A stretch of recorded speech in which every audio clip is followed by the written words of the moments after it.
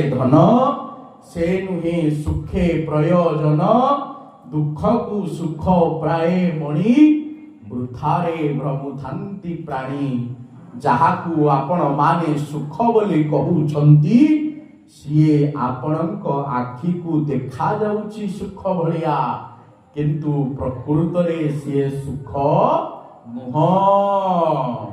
तेबे सुख कौटा जदि दुखटा आमको सुख भलिया लागिला सुख कौटा एबे आमको बुझिबा हेबो।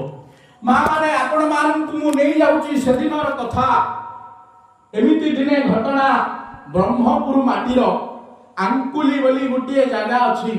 आपण माने समस्त जानिछंती आंकुली रे जने गरीब घरर परिवार माटीए बापाटीए छाड़ी करिकी आसिछंती परिवार को एवं एकुटिया कर्म करिकी रहुछंती।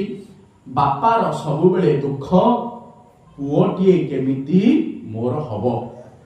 पुओटीए हला शंकरंक पाखरे अनेक दुख को बाढ़िबा परे जलाभिषेक कला परे